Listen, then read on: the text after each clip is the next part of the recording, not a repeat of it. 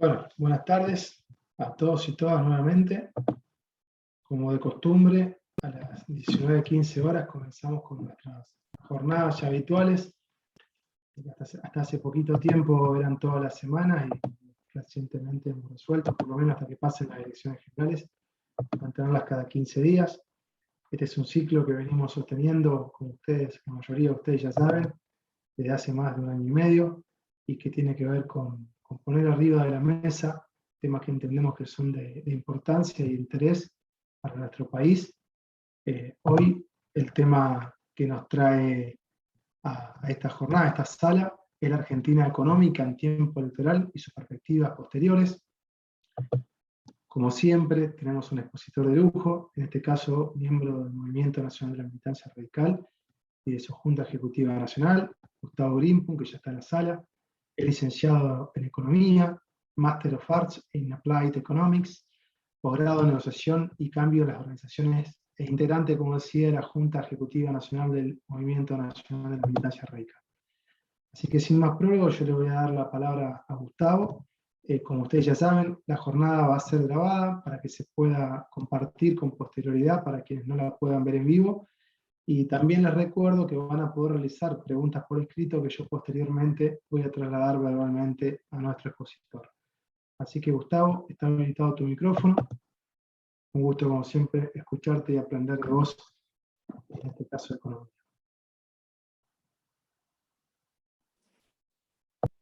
Gracias, Eva, te agradezco mucho la introducción y el trabajo que haces sistemáticamente, casi, digamos, con algunas mínimas ausencias obligadas, pero sistemáticamente desde hace casi 2 años, todos los viernes. Quiero empezar con un agradecimiento personal que me resulta inevitable no hacer. Me he manejado con la discreción del caso frente a una enfermedad que me afecta. Y quisiera agradecer profundamente la muestra de cariño, de acompañamiento y de simpatía que he recibido en estos últimos meses. Les quiero decir a todos que me siento muy bien, que estoy en plena recuperación, es una lucha larga, pero que la voy a superar. Y por supuesto, de ninguna manera, en medio de una adversidad, vamos a dejar de comprometer, como siempre, nuestros mayores esfuerzos en la lucha política y la reivindicación de nuestras condiciones. Así que muchas gracias a todos en general. Bueno, me han pedido los amigos hacer una referencia a un tema de esta importancia. Yo creo que este es un tema que siempre fue gravitante en toda elección nacional, a veces más, a veces menos, pero siempre gravitante. Y yo diría que es particularmente gravitante en estas circunstancias. Yo diría que más aún es casi el elemento condicionante de otros que también afectan, pero condicionante por excelencia de la problemática política y electoral que nos envuelve. No solamente respecto del resultado electoral, que puede ser una circunstancia más en un largo camino político, sino fundamentalmente porque creo que enfrentamos la necesidad imperiosa de parte del oficialismo de poder tomar definiciones que aquí ha venido postergando o disimulando o acomodando, digamos, a su situación particular, y que no tienen mucho más espacio de seguir siendo postergadas. Hay quienes sostienen que esta es una elección punto de inflexión. Yo diría que, bueno, no sería quizás tan determinante, sí en términos políticos y republicanos, y esto hay que subrayarlo, pero quizás no tanto en términos económicos, porque los problemas que sufrimos en la coyuntura son problemas agravados de desbalances estructurales que vienen siendo ya de larga data. Para ubicarlos en algún lugar en el tiempo, en realidad es una referencia de base un poco artificialmente tomada, pero para tomar criterios más modernos, diría por lo menos desde Rodríguez, o sea, de medio siglo atrás, y que para no ir tan lejos han sufrido agravamientos específicos realmente dramáticos en sus magnitudes, tanto en la administración macrista, en la administración anterior, como en la administración presente y en el manejo de una situación extraordinaria, de la cual obviamente no hay responsabilidad directa alguna, como ha sido la pandemia, pero sí hay responsabilidad en el mal manejo, no solamente sanitario de la pandemia, sino también de las consecuencias económicas de ese manejo sanitario. La famosa disyuntiva entre salud y economía, una disyuntiva que se probó finalmente falsa, así lo argumentamos en su momento, y terminamos en el peor de los mundos, con un mal resultado sanitario y un mal resultado económico. Por lo tanto, esta es una situación particularmente agravada en términos políticos, y quiero dar un marco político que me parece que es sustantivo a la charla frente a un auditorio político, porque vamos a estar hablando de política económica antes que de macroeconomía propiamente dicha. Y ese resultado político es la desconfianza respecto a las políticas, el sesgo ideológico de las políticas aplicadas durante el macrismo, y la desconfianza o el agotamiento, la saturación del sesgo ideológico aplicado por las políticas del actual oficialismo. Esto nos lleva a un contexto de confusión nacional, de desasosiego, de sufrimiento específico de aquellos sectores más vulnerables, pero también de los sectores medios que han visto degradada su condición, de manera más estructural, con mayor reminiscencia del pasado que en los últimos años, pero particularmente también a partir de la pandemia y de la crisis cambiaria de finales de la gestión macrista, y que provocan situaciones dramáticas en el país, situaciones de hambre, situaciones de insuficiencia de sueldo, situaciones de falta de horizonte, y yo diría en términos más sociológicos o psicológicos sociales, una situación generalizada de desesperanza, que es un insumo fundamental, imprescindible, básico, para toda evolución del país o todo proyecto nacional que se precie. Por lo tanto, y esta situación se ha visto fuertemente potenciada por el deterioro de la situación económica, ya diría por lo menos del último lustro en particular. Por lo menos, por eso digo que el tema económico está en el centro, no solamente de una recuperación de los niveles y las condiciones de vida de los argentinos, lo cual es obvio, sino también en recuperar sus expectativas de reintegración, digamos, al sistema económico de una forma más virtuosa, de recuperación de la confianza en las capacidades de la democracia argentina de dar soluciones concretas y en la capacidad de recuperar esperanza con vistas a un proyecto hacia el futuro. Yo diría, para hacer una referencia ya de tipo más específica, que tenemos que tener presente que efectivamente este gobierno recibió una herencia de un grandísimo desbalance. Y no hago juicio político de las causas y demás, yo diría simplemente el hecho de que, a mi modesto modo de ver, ha sido sistemáticamente el resultado de toda política neoliberal aplicada en la Argentina, haber terminado en una crisis cambiaria y haber terminado en una crisis inflacionaria potenciada. También resultó así de políticas que no fueron neoliberales, que fueron más heterodoxas, y de ahí la desesperanza que mencionaba antes. Pero en concreto quiero mencionar, para no hacer referencia abstracta, que efectivamente se recibió una herencia altamente deteriorada por parte de este gobierno.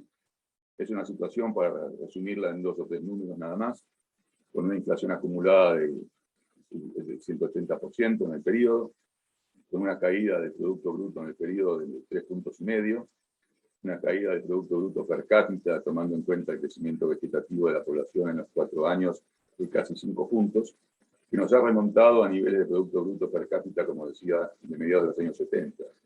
O sea, los argentinos no solamente somos todos en promedio más pobres, sino que además tenemos niveles de actividad y de riqueza similares a medio siglo atrás. Es una pobreza que además retrotrae con elocuencia nuestra condición en medio siglo y pone en evidencia el nivel de estancamiento y de frustración que a todos nos inspira una coyuntura económica presente, pero también una situación de larga data. Sobre esta base, el gobierno vino a tratar de restaurar condiciones de equilibrio económico. Esta situación se daba en la herencia como suele suceder necesariamente en medio de las crisis cambiarias, y no solamente de las crisis cambiarias, pero en particular la que afectó los últimos 2 años de la gestión macrista, con un fuerte desarrollo de lo que los economistas llamamos la estructura de precios relativos. O sea, la relación de equilibrio, y este es un concepto teórico, la relación de equilibrio que hay entre los principales precios de la economía.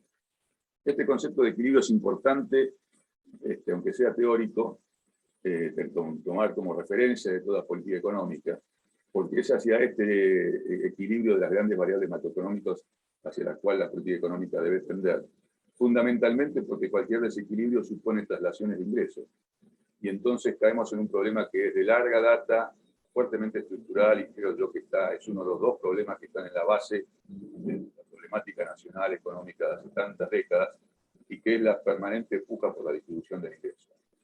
La permanente puja por la distribución del ingreso, muchos amigos me habrán escuchado decir, genera sesgos contrarios a procesos desinflacionarios, porque la distribución de ingresos ajusta siempre al alza de precios. Como yo suelo decir también, si a mí se me atrasa el salario, yo no voy a solicitar de que bajen todos los otros precios de la economía, voy a solicitar que me suban el salario.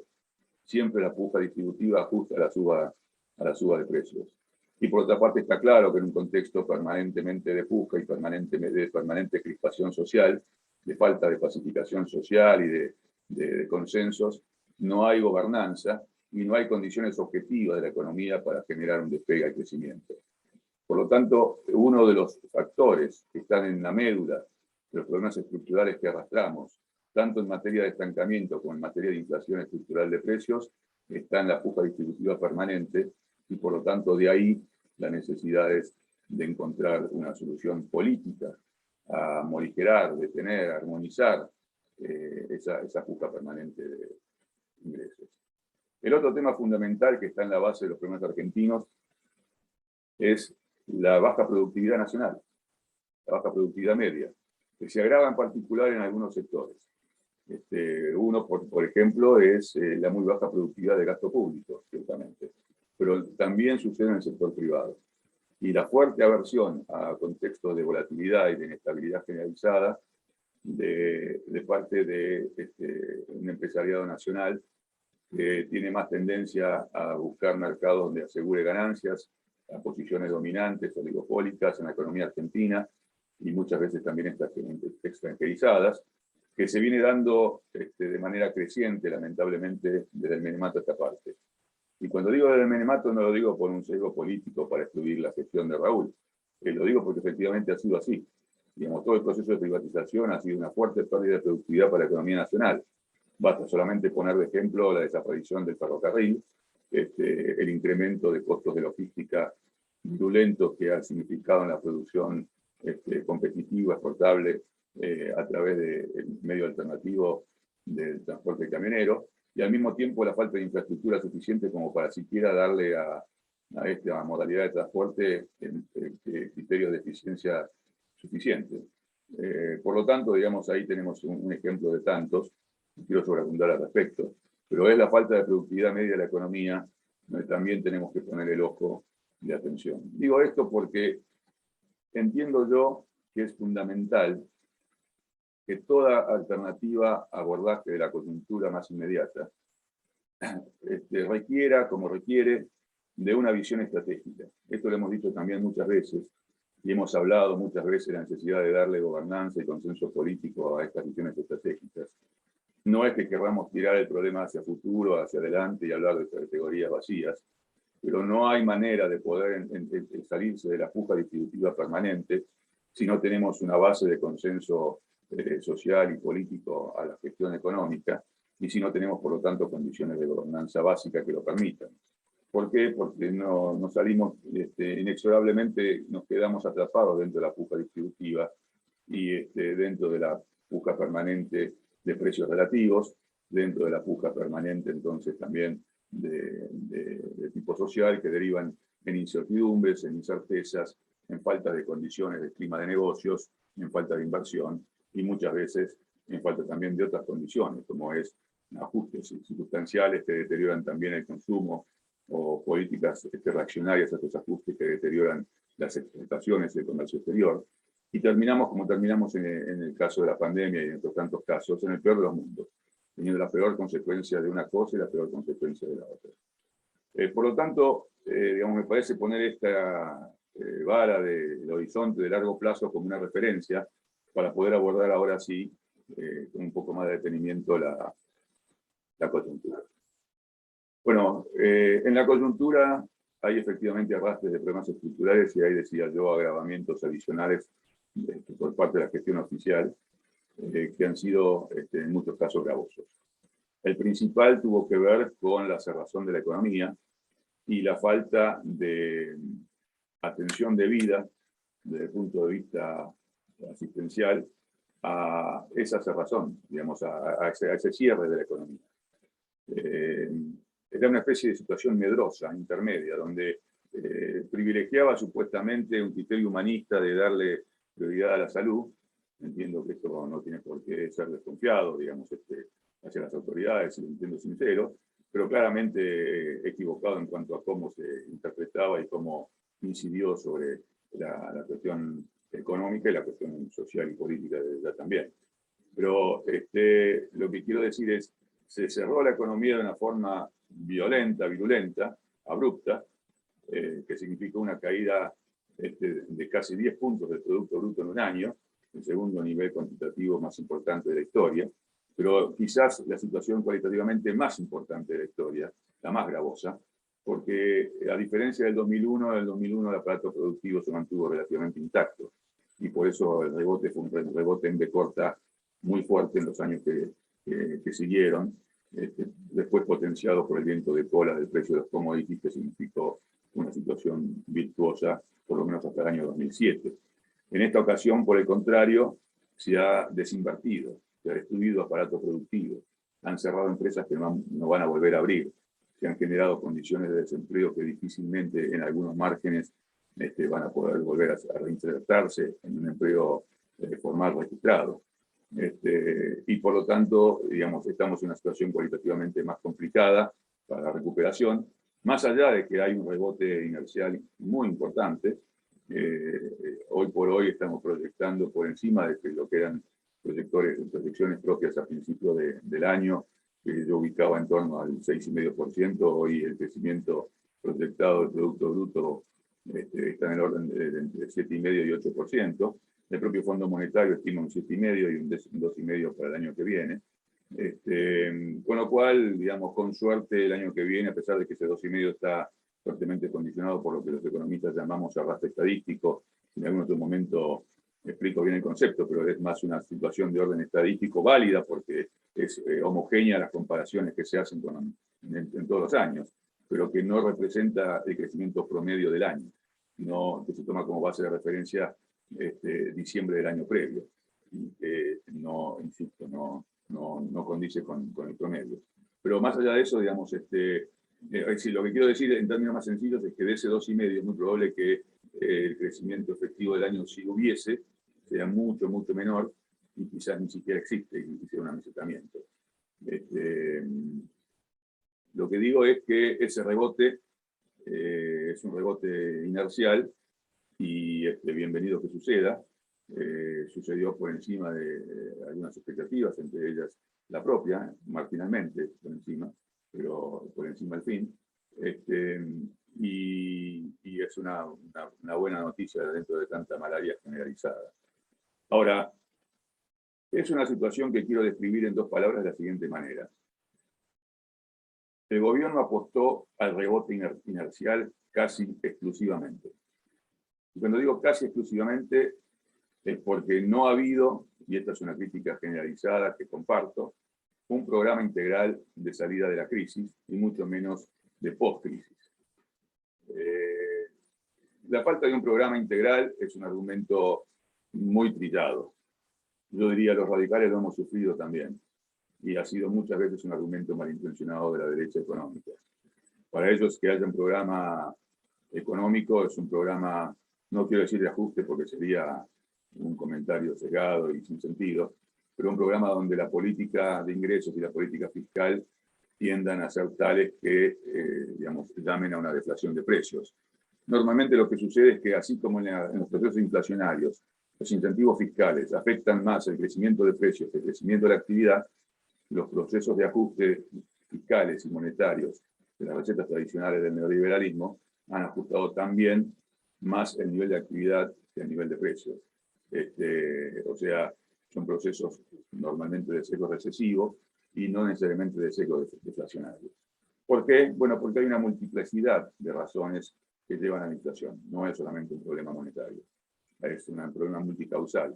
Y el propio subdirector del hemisferio occidental del fondo, Nigel Chock, acaba de admitir la condición, no es una admisión, pero nos acaba de hacer declaraciones respecto a la Argentina, y haciendo señalamiento de los efectos multicausales que tiene la inflación en el país.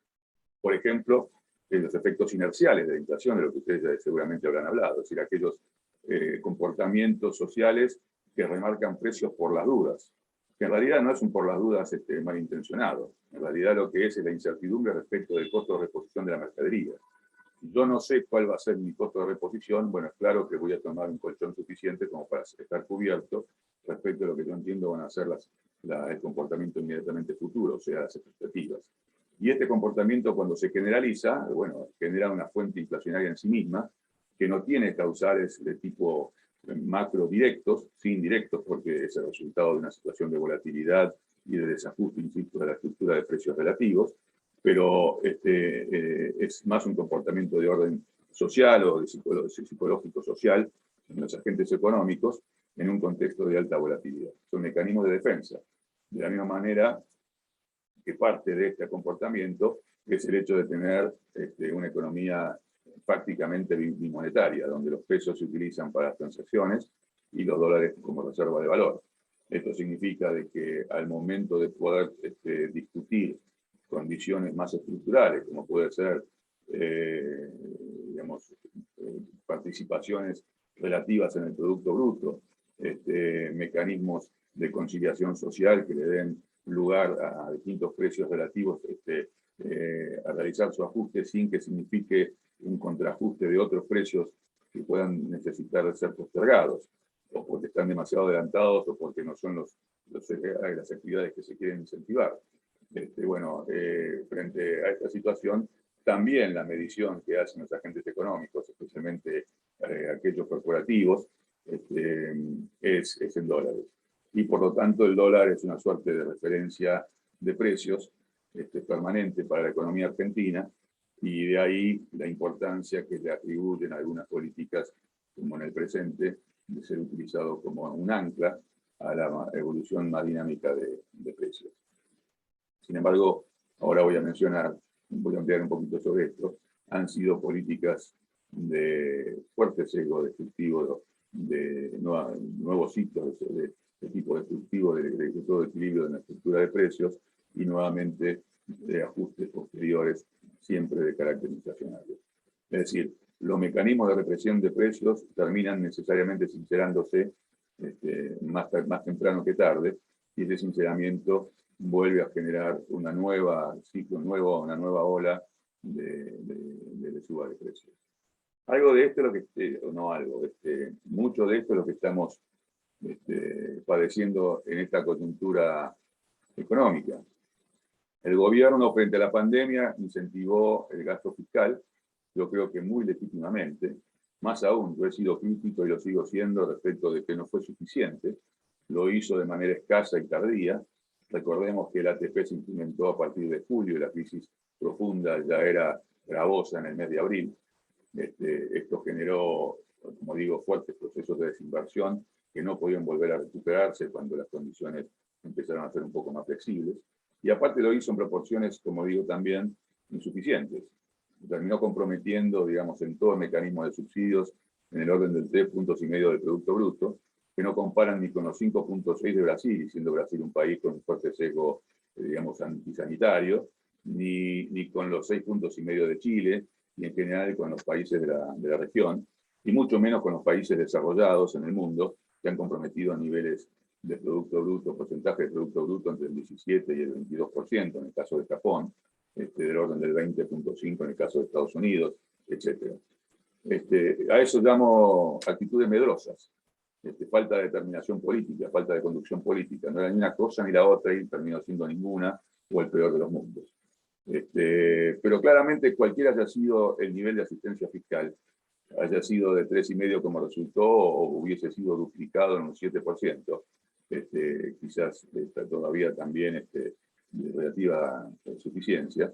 El tema es que no había un mecanismo de recomposición inmediatamente posterior a la pandemia o al grueso de los efectos de la pandemia para poder evitar que esa situación generase o bien una estructuralización hacia adelante o bien una situación de inercia de comportamiento de precios y los agentes económicos que le diera un nuevo ciclo de efectos inflacionarios a lo que entonces todavía no se realizaba, simplemente porque los niveles de actividad estaban paralizados, estaban deprimidos, la situación era deflacionaria en términos de caída de precios o desaparición circunstancial de mercados, y así todo, digamos, la inercia inflacionaria nos llevó a niveles del 30% de inflación en el periodo y a una situación de remarcación de precios que terminó postergándose y realizándose con mayor plenitud durante este año. De ahí, insisto, la crítica fundamental a esa gestión de la pandemia y a la gestión económica consecuente, de no haber previsto, no haber planificado, no haber programado, por lo menos de manera indicativa, como para dar alguna referencia de horizonte y alguna referencia de certidumbre a los mercados. Y cuando hablo de los mercados no hablo de los mercados financieros, estoy hablando de los mercados productivos fuertemente afectados por el parate, como para saber qué es lo que tenían que aguantar y cuál podía ser la magnitud del aguante. Está bien, claramente en una situación novedosa para todos y había que ir improvisando sobre la marcha.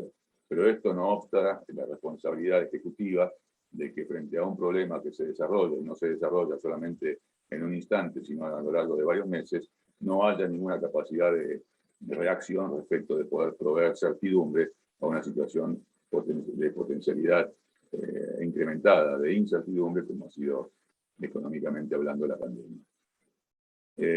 Mucho menos, no había un plan, digamos, una programación de referencia de cómo atravesar la crisis, mucho menos se pusieron a pensar de cómo salir de la crisis.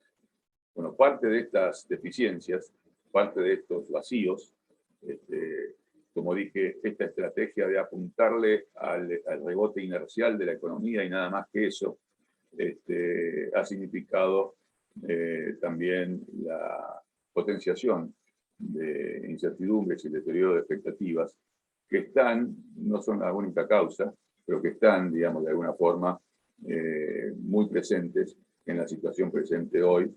No digo que fue de post-pandemia porque todavía no hemos salido de ella, pero digamos, sí ya de recuperación económica. Sin embargo, el gobierno sí apeló a tratar de dar alguna satisfacción a su discurso político, por lo menos durante la segunda mitad del año pasado, ya no tanto durante la primera mitad de este año, en el sentido de poder no solamente proveer del mecanismo de subsidios, sino ir progresivamente generando algunos programas de incentivo a la reactivación eventual. Pero no tenían una programación centralizada, una programación de orden macro, eran visiones muy parciales y terminaron siendo visiones muy parciales. Esto generó dificultades también de orden fiscal, que también son parte de la problemática significativa que enfrentamos hoy, pero que también ha sido muy sobredimensionada en argumentos por parte de la opinión pública, yo diría por parte de la oposición. Digamos, hay dos argumentos según visiones distintas de la economía de cómo ver la situación fiscal en un contexto como el actual en Argentina. Por un lado está la medición nominal. Bueno, el gasto creció de manera respecto de la prepandemia casi un 144%. Por otra parte está medirlo en términos reales, o sea, de contada la inflación, porque si bien el Estado captura el impuesto inflacionario, en el sentido de que cobra, digamos, más pesos en un contexto de inflación,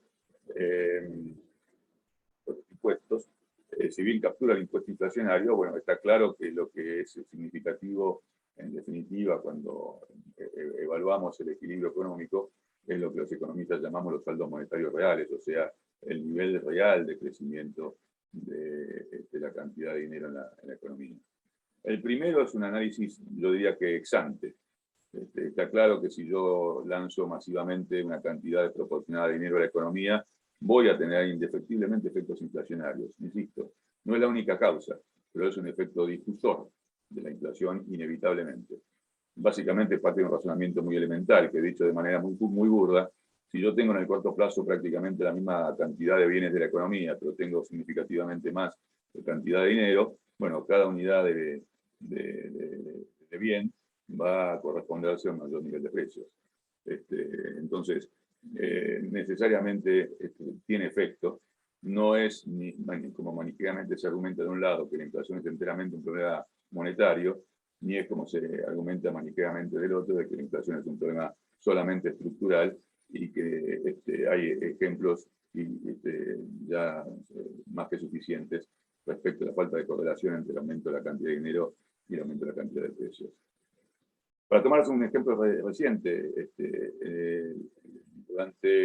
a partir de marzo del año 2019, el gobierno del presidente Macri y la gestión del entonces todavía ministro Duhovne aplicó una fuerte política de ajuste fiscal que finalmente terminó llevando a los niveles de déficit fiscal primario, sin computar, por lo tanto, intereses de la deuda, a apenas el medio punto porcentual del Producto Bruto.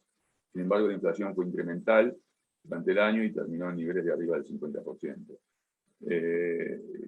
¿Cuál es la explicación de esto? Para decirlo en términos muy sencillos, y permítanme una digresión para salirme un poco del análisis con un concepto teórico, es lo que los economistas llamamos la demanda de dinero. Si yo puedo tener una oferta de dinero incremental, que si tengo también un incremento como en paralelo de la demanda de dinero, no tengo un efecto de mayor disponibilidad de dinero en la economía, digamos, de incremento dramático o incidental en la base monetaria y por lo tanto, digamos, sus efectos posteriores sobre el nivel de precios.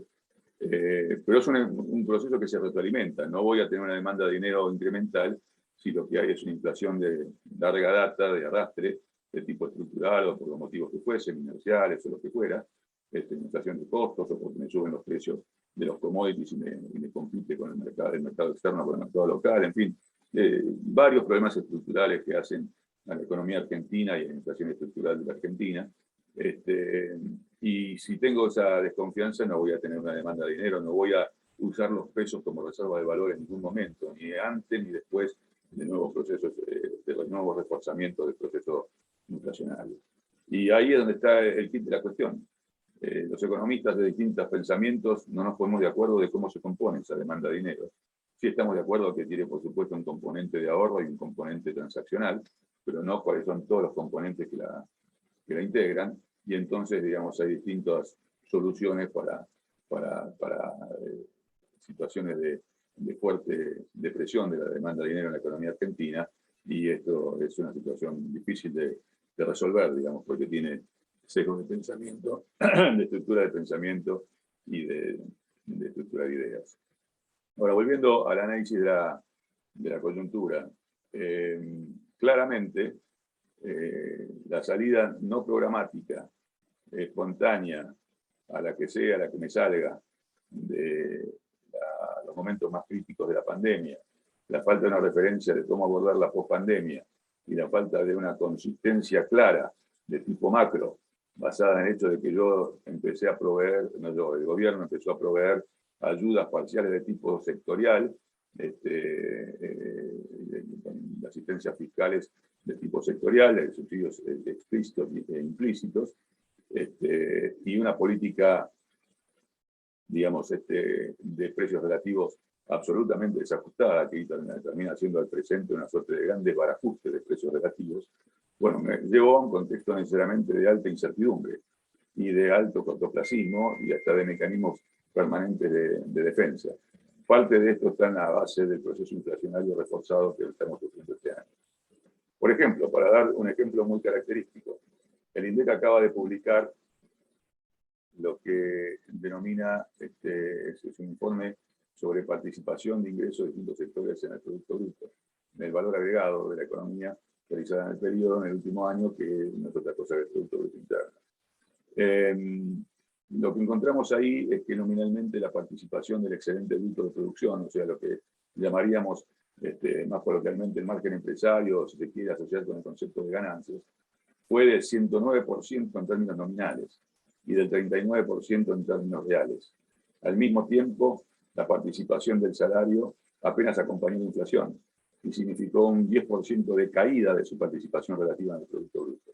Esto es una evidencia manifiesta de un proceso redistributivo regresivo de ingresos de parte de este gobierno en apenas un año, pero aparte de magnitudes significativas.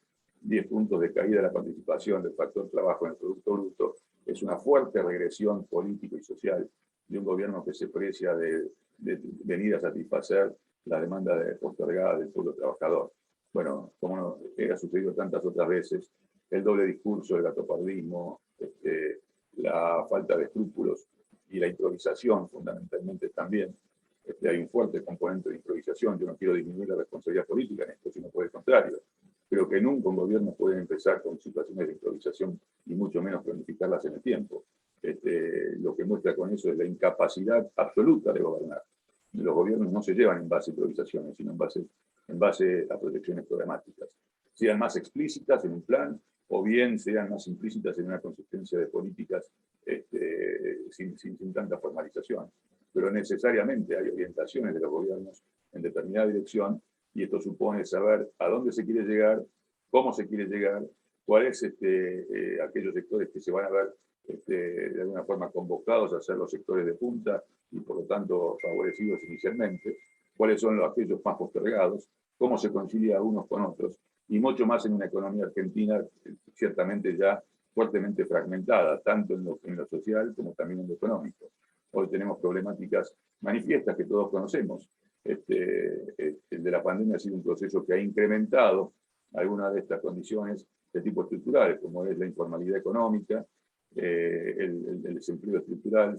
Digamos, estos procesos vuelven después con ciclos de recuperación del nivel de actividad, pero digamos, los niveles de desempleo estructural se incrementa, el umbral de desempleo estructural se incrementa permanentemente, y también ha de suceder en esta ocasión.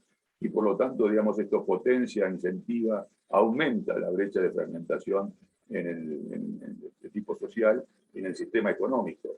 Y esto no solamente es de una grandísima injusticia política, social, humanitaria, como se la quiera ver, sino que en términos pragmáticos, digamos, potencia la inhibición del herramental económico para ser funcional.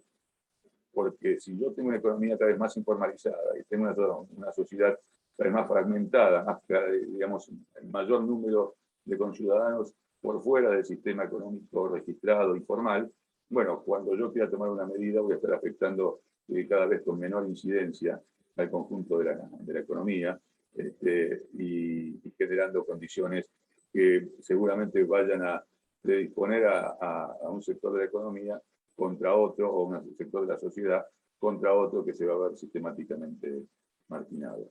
Estos son nuevos problemas. Yo diría que la fragmentación social es un problema que es relativamente nuevo. Yo le pongo un origen, es anterior, pero pongo un origen de integración, digamos, a la problemática nacional a partir del 2001.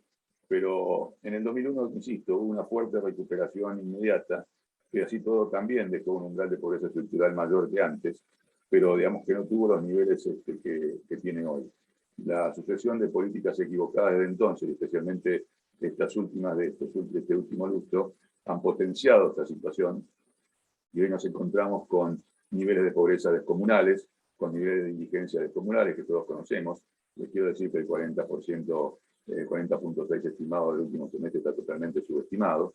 Tengamos solamente en cuenta que es un promedio semestral del semestre anterior y no toma, por lo tanto, los últimos indicadores o los últimos comportamientos. Lo mismo para los umbrales de indigencia. Y lo que es peor, son umbrales, son niveles que empiezan a hacerse más, se empiezan a cronificar en niveles absolutos cada vez más altos. Recordemos que el kirchnerismo enfrentó niveles de pobreza posterior a la recuperación económica del 2013 en adelante, del orden del 25%. Terminó con niveles de pobreza que se estimaron, porque no había datas en la fecha de finalización del gobierno, hubo estimaciones posteriores en el orden del 32, y hoy estamos supuestamente en el orden del 40, venimos de niveles de 42. Y yo diría que estamos subestimando fuertemente los niveles de pobreza, como estamos subestimando fuertemente los niveles de desempleo. Los niveles de desempleo porque miden a aquellas personas que buscan empleo y no consiguen, cuando hay una cantidad de personas que ya ni buscan empleo ni están en condiciones de buscar empleo. Similarmente respecto a los niveles de pobreza. Mide los niveles de pobreza de hogares relativamente integrados cuando hay cada vez mayor cantidad de desintegración de hogares y cada vez mayor niveles de marginalidad absoluta que quedan no solamente fuera del sistema, sino en condiciones de ser asistidos de por vida, lo cual también debiera ser parte de una evaluación de diagnóstico debidamente ajustada, parte de una programación debidamente elaborada, y por lo tanto va a ser parte de eso o base de insumo, no es el único, a un programa de atención de esa problemática, porque necesariamente todavía por muchos años, aun si todo esto idealmente se realizara, va a haber un sector de la economía que va a tener que estar soportando a otro sector de la economía que no va a tener siquiera capacidad de integrarse al sistema formal. Ahí entra a jugar la problemática de la criminalidad, de la droga, de la marginalidad absoluta, del deterioro de la educación, las cosas que todos conocemos y que claramente están cada vez más agravadas en el país, se retroalimentan permanentemente con las crisis económicas, pero hoy son un factor condicionante estructural, limitante, muy severo a todo proceso de recuperación económica que se precie de apuntar a un sendero de crecimiento más sostenido en el tiempo. Por lo tanto, de vuelta, volviendo a la coyuntura económica más inmediata, el gobierno apeló a financiar estos programas sectoriales y ha generado condiciones importantes de recuperación en la microeconomía y al mismo tiempo de desajustes cada vez mayores en la macroeconomía. Hoy la micro y la macro andan por lugares absolutamente divergentes y esto es ciertamente imposible de sostener en el tiempo. Perdón. Y fuente inevitable de mayores incertidumbres e incertezas de los tomadores de decisión económica hacia adelante. Si lo medimos en términos micro, nos vamos a encontrar además con que hay sectores de fuerte recuperación. En términos generales, los niveles de actividad a partir del mes de agosto específicamente han recuperado niveles de prepandemia, todavía por debajo de niveles del 2018-2017, especialmente el 2017, que fue un año de crecimiento, el último año de crecimiento de alguna significación en el país. Y tienen composición en niveles de recuperación que son realmente espectaculares en algunos sectores. Ciertamente son sectores de características, yo no diría que necesariamente oligopólicas, pero de fuerte concentración de patrimonial, digamos, de pocos jugadores en el mercado y de fuerte concentración del capital. Y si no, son sectores que teniendo condición de concentración, no la más concentrada, pero condiciones de concentración, como es el caso de la industria automotriz, tienen también la posibilidad de integrarse a mercados externos con más facilidad relativa que otros sectores de la economía. Hay, en definitiva, dentro de ese fuerte rebote inercial, al que, insisto, no le quito mérito, lo que señalo que no es una estrategia de ninguna manera suficiente frente a una crisis de la magnitud como la que venimos atravesando, especialmente a partir de la pandemia. En ese rebote hay una fuerte asimetría de composición. Así como hay sectores que han recuperado de manera espectacular niveles de crecimiento, hay que tener en cuenta que cuando veamos los porcentajes lo estamos midiendo contra niveles fuertemente depresivos del año pasado, pero que han recuperado situaciones, yo creo que es significativo que se haya recuperado en promedio el nivel prepandemia, por ejemplo. Sin embargo, ese promedio está compuesto por grandísimas asimetrías, con fuerte sesgo anti-pequeña y mediana empresa, con fuerte sesgo respecto de determinados sectores y con fuerte sesgo a favor de, insisto, sectores de mayor concentración o sectores más vinculados al comercio exterior. Tenemos que tener en cuenta que esto sería virtuoso si Argentina fuera un país más integrado al comercio mundial. Pero Argentina es un país donde el sector externo representa apenas el 12% de su Producto Bruto. Y también de manera bastante concentrada. Hay una fuerte concentración de algunos sectores, especialmente de productos primarios, y dentro de digamos, del sector primario, una fuerte concentración de jugadores, que son los que se dedican a la comercialización y que no pasan de ser una docena.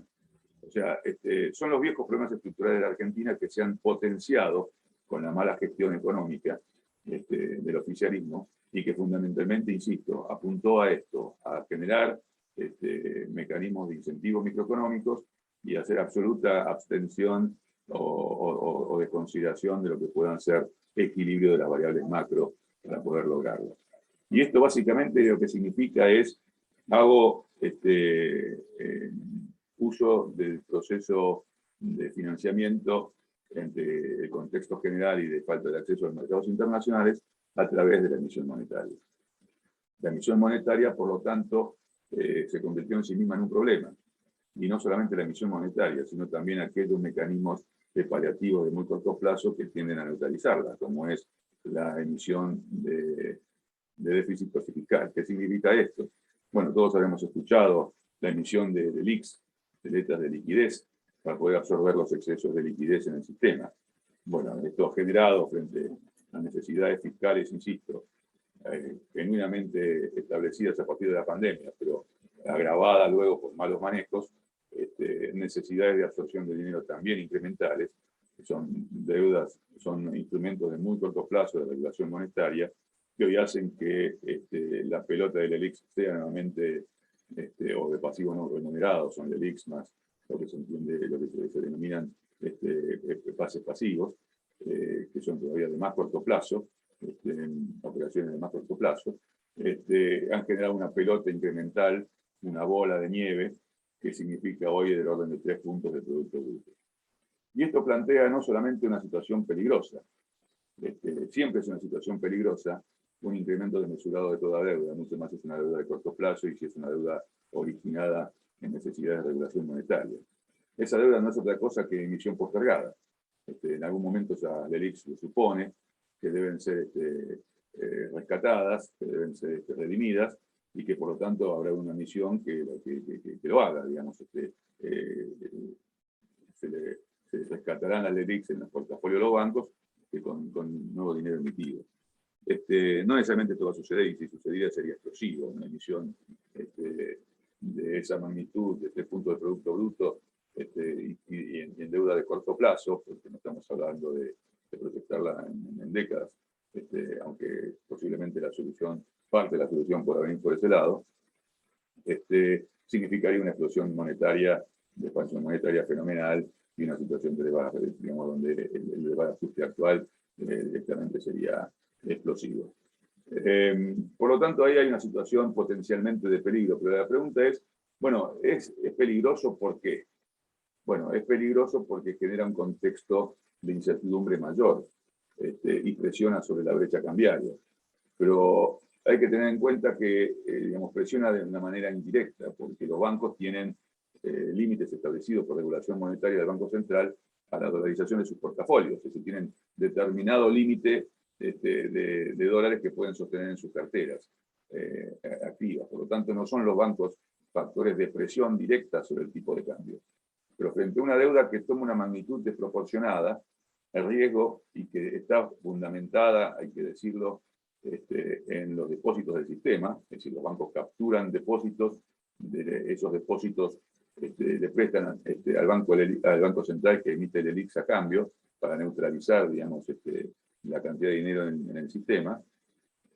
Está, digamos, calzada, no directamente, pero calzada como sistema, de manera sistemática con los depósitos, y claramente la incertidumbre respecto de lo que pueda ser el desborde de una deuda desproporcionada en magnitud puede generar la no renovación o un retiro, eventualmente, en un caso extremo, un retiro masivo de depósitos. O sea, estamos en un riesgo potencial de inestabilidad gravosa en el sistema bancario y monetario frente a una deuda cortoplacista de regulación monetaria que toma magnitudes desproporcionadas.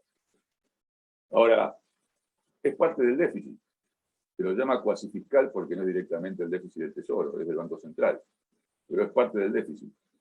Y cuando es parte del déficit, y es parte digamos, de la problemática, sea o bien porque los pesos circulan, es un problema, pero cuando digamos, los pesos se cambian por deuda, y la deuda se torna cada vez más difícil de ser repagada, bueno, generan consecuencias muy similares. Por lo tanto, cuando haya que discutir con el Fondo Monetario un programa de cierre para la próxima década, porque son programas que van a requerir la ventanilla más extendida que pueda tener el fondo hoy disponible. E inclusive se ha hablado y aparentemente de discusión del fondo a aceptarlo, de que si hubiera alguna en el periodo que fuera aún más extendida, Argentina sería acreedora de esa mayor extensión. Es decir, tenemos que estar programando por lo menos por la próxima década, y esto es a propósito de que hemos tomado la friolera descabellada de 40, en realidad de 54.000 millones de dólares con el fondo, los cuales se utilizaron 44.000, y tiene vencimientos en apenas 3 años, de los cuales transcurrimos el primero con muy poco pago de interés, pero que empieza a tener vencimientos mayores de interés y de capital a partir del año que viene. Los requerimientos de la necesidad de financiamiento para atender la deuda con el fondo en el año 2022 es de 18.000 millones de dólares, o sea, es absolutamente imposible de atender, y de 22.000 en el año siguiente. Es absolutamente imposible de atender. Por lo tanto, eso habrá que reestructurarlo, y habrá que reestructurarlo necesariamente con lo que todos sabemos es un programa de condicionalidades de parte del fondo. Y acá ya hablando un poco en términos del proceso postelectoral, ahí se abren fuertes incertidumbres. Por lo pronto, tenemos una primera incertidumbre muy significativa, que es presente, ya no es propia del proceso postelectoral solamente, sino que ya está presente antes de la elección, y es el hecho de que hoy la economía argentina se ha apartado del análisis de sustentabilidad de deuda que el propio gobierno le solicitó y obtuvo de parte del Fondo Monetario, que es el organismo indicado, adecuado para realizarlo, como parte como sustento fundamental del argumento que exhibió, de la posición que exhibió ante los acreedores privados al momento de reestructurar la deuda privada. Ese análisis de sustentabilidad de deuda externa hoy es papel picado y no tiene ninguna correlación con el presente. Y entonces se le solicita al gobierno que rehaga, reformule un programa tal que permita analizar nuevamente una protección sustentable de la deuda. Y el gobierno, frente a la falta de programática, y no solamente frente a esto, sino también frente a una falta de condición política, no tiene capacidad de ofrecer ni un programa, ni una protección de sustentabilidad de deuda, ni siquiera tampoco un programa integral que pueda ser más consistente con lo que pueda ser requerido por parte del fondo. Y estamos hablando de un fondo monetario que hoy tiene una situación muy diferente.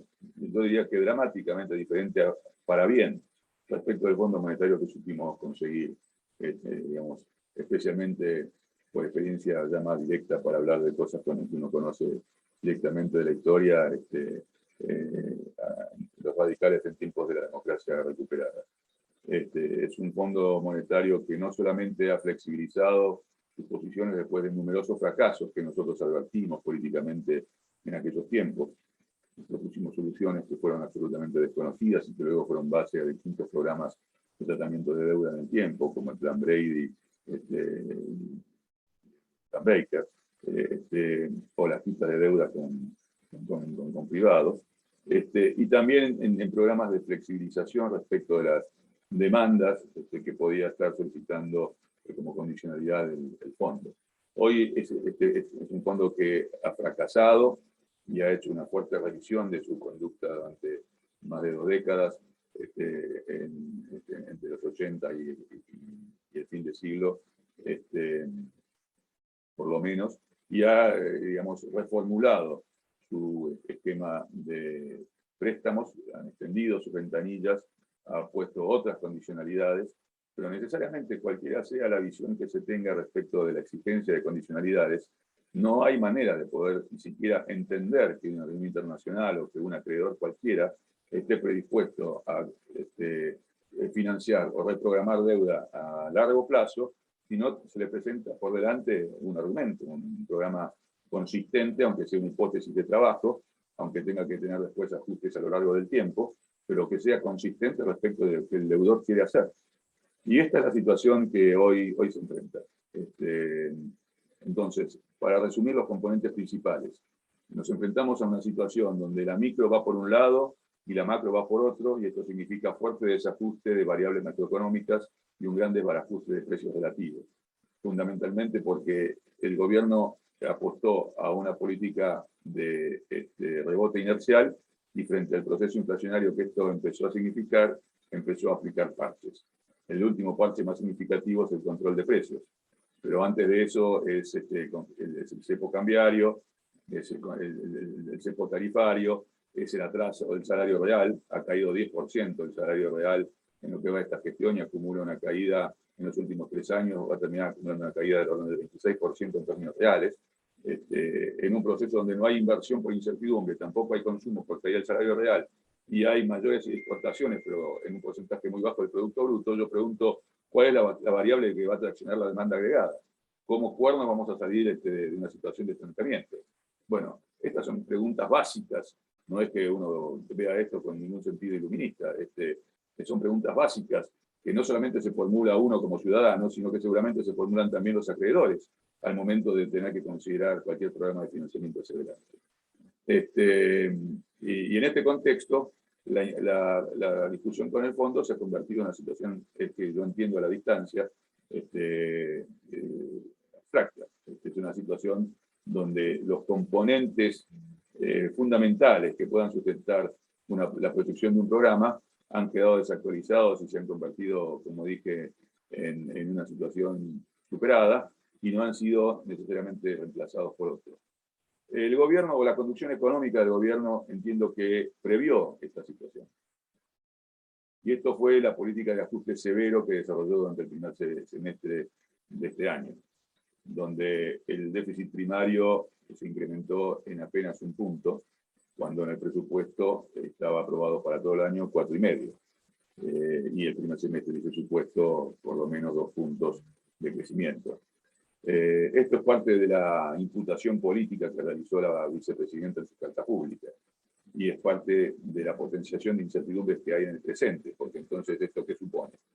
Supone un incremento fenomenal del gasto y el déficit tenemos muy poco tiempo de acá a fin de año, digamos, al mes de agosto el déficit primario había sumado ya 2 puntos porcentuales del Producto Bruto, pero quedaban por delante todavía 2,5 puntos más autorizados en el presupuesto, que es lo que reclamaba la vicepresidenta.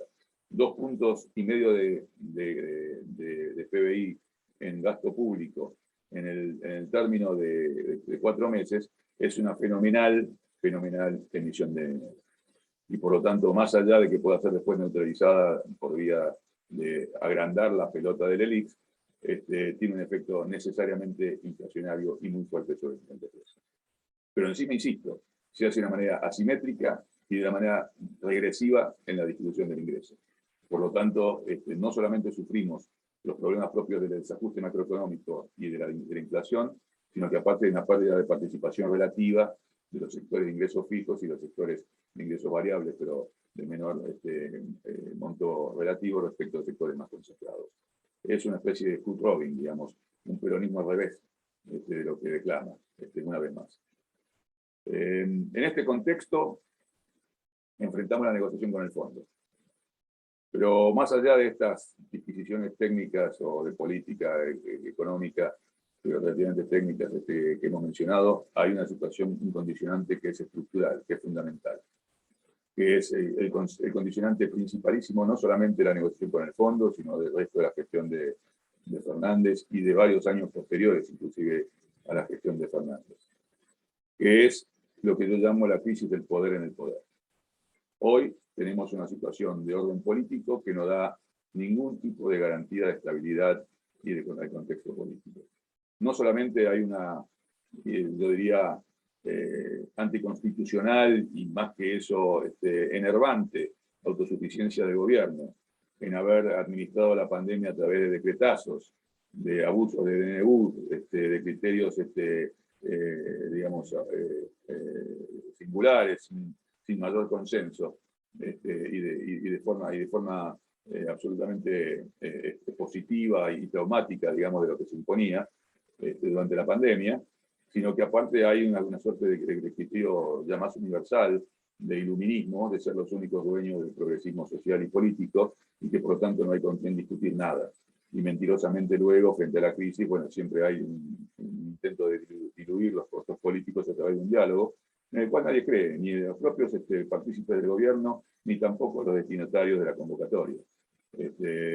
Y así todo, permítame una digresión, yo creo que es un error garrafal de la oposición, y me preocupan los radicales en la oposición y no el resto, negarse a ese diálogo, más allá de toda desconfianza que pueda generar este gobierno.